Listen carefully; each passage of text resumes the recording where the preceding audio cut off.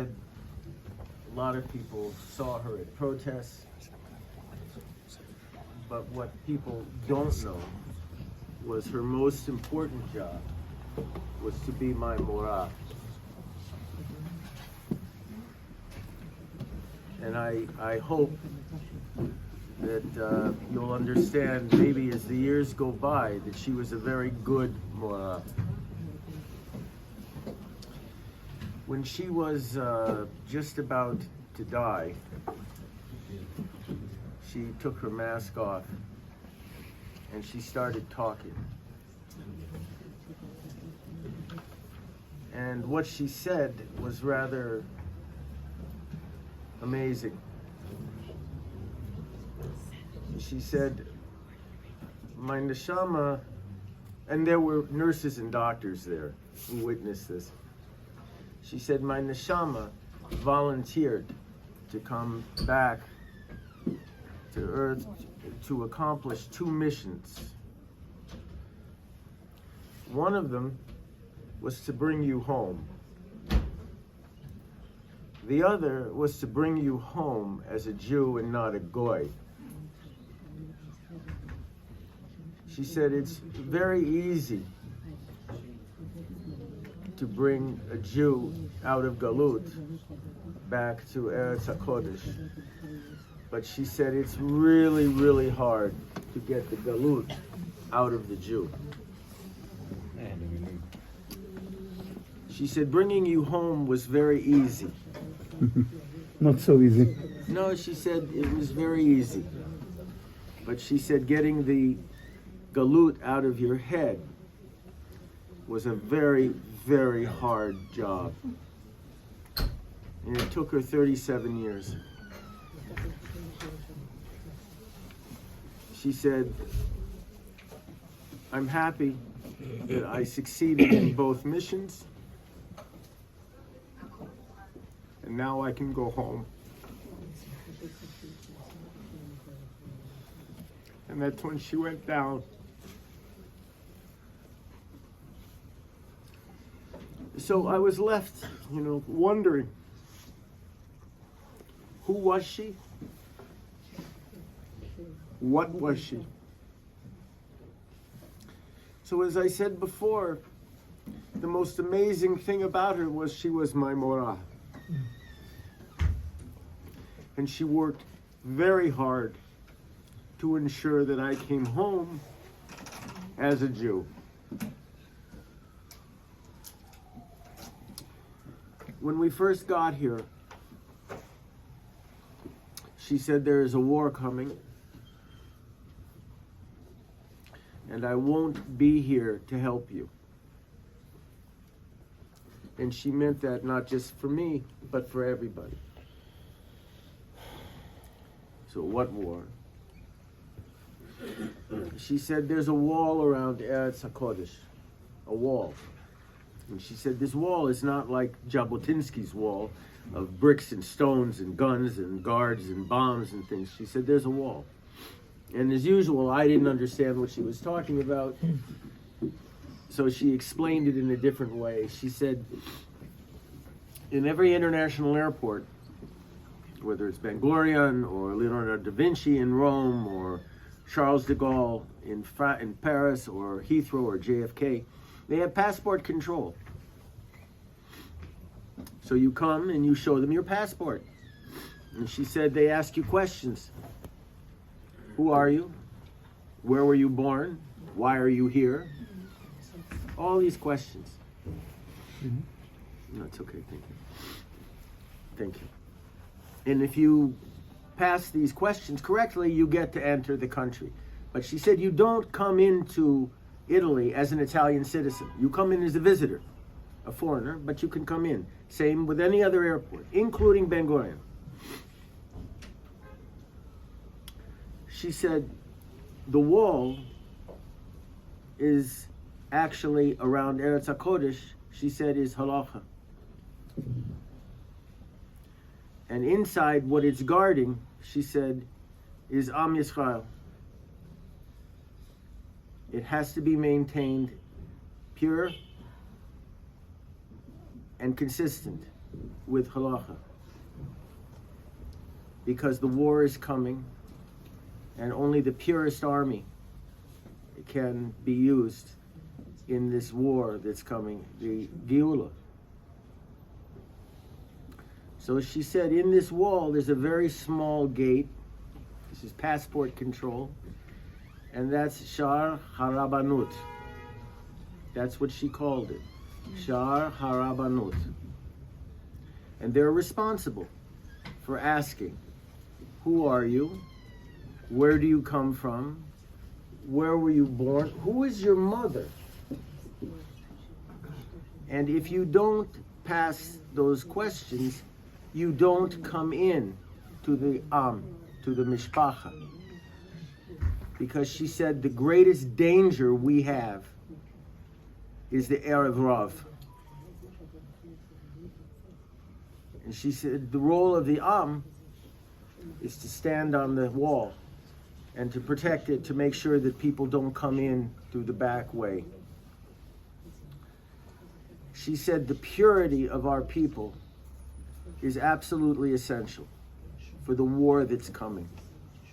Because depending on how pure we are, will determine how much emunah and bituchon we have. And she said those are the weapons that will be crucial to make a distinction between whether the Geula Shlema comes as a kiss or as a hit, as shmais, with blood and horrible destruction. The Geula will come, but at a terrible price. We have to maintain the purity of the at all costs, so that we win this victory, al Kiddush Hashem, with a kiss. So I listened, and I still don't really understand what she's talking about until the new government came in. She was a prophet, she was a Nevi'ah. And then I understood what she meant. During Yom Yerushalayim last year, it was pretty bad for all of you who lived in Jerusalem. I'm sure you remember this. Mm-hmm. Well, I don't know how it happened, but we ended up at Damascus Gate. And it was a balagan. This was not a peaceful protest. This wasn't about civil rights or human rights. I know enough Arabic to know Itbacha al Yachud. I know what that means. You mean Shechem Gate, not Damascus Gate. Shechem זה Gate. השם באנגלית. Yeah. Yeah, no, Shechem is our, Yeah. it's our city. Yeah. I said he was in Shechem with us. So Yeah. It's your city. So it was pretty bad, and the police weren't doing anything. So Esther finally, said, okay. She went up to the police commander, and pulled his arm, and said, hey, why don't you clear them out? They're waving Hamas flags in Yerushalayim. Why don't you apply the law? She didn't say go shoot people. She said apply the law. Arrest them. Get rid of them. This is a Chilul Hashem. And he gave her 10 minutes, at least, of political excuses of why you can't hurt these people because it'll be an international incident and the Americans won't like it. And finally, after about 10 minutes, she said, "Shtuyot," and walked away. Do you know who she is? And she Who she ca- is? The police know who she is? Yes, of course. So she came over to me, and she crossed her arms, and she started smiling. So I said, why are you smiling? And she said, because for the first time, I understand why Rav Akiva smiled and laughed when he looked at the ruins of the Beit HaMikdash and saw the foxes. He saw the Geula. And she said, look, this is proof that the Geula is coming. And she said, again, remember she said what I told you about the wall, depending upon our emunah and bitachon with these animals, our Geula will come either with much sorrow and hardship and blood, or it will come with a kiss. And they will disappear and Moshiach will fight our battles.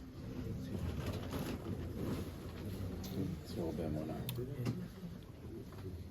Esther was at a meeting with me in New York in a very, very nice apartment on the Upper West Side. I don't know why we were invited, except for the fact that the food was very good. It was glatt kosher. It was excellent. And there was a man there, a rabbi, so-called rabbi. He wasn't a rabbi.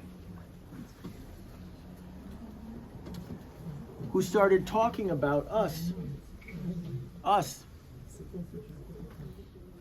that we were the murderers of children. Who is us? Am These- Yisrael, These rabbis. Israel. That our army is trained specifically to kill children. That we are robbers of other people's lands. And that we are practitioners of apartheid, the successors to the Afrikaners in South Africa. And I was watching Esther, and she's turning red. So I started eating very quickly at that point because I know we're going to be invited. So she finally slapped the table and said, enough, enough, enough, enough, enough. I have 3 questions for you. And she said, do you feel the pain of your brothers? Do you really feel it? And she meant sisters as well, but brothers collectively. And he said, no. She said, do you feel the pain of the land? This was when the balloons were coming out of Gaza and burning the Negev. She said, the land is living. It's Eretz HaKodesh. It's connected to the Am. We feel pain, the land feels pain. The land feels pain, we feel pain. And he really didn't understand what that was all about. And the third question she asked him was, do you feel the fear of our children when they're running to the bomb shelters? And they're told, you have 10 seconds. The little kids. And they're counting as they're running. Echad, shtayim, shalosh, as they're running. And she said, what I'm asking you is, do you feel the fear of our future? Because our children, our yeladim, are our future. So do you feel fear for our future? He didn't answer. He said, there are Palestinian children in Gaza. She said, I'm not talking about the enemy children. I'm talking about our children, our future. He didn't. And she said, well, you're not a Jew, you're Erev Rav. Wow. And then I was looking for the door. At that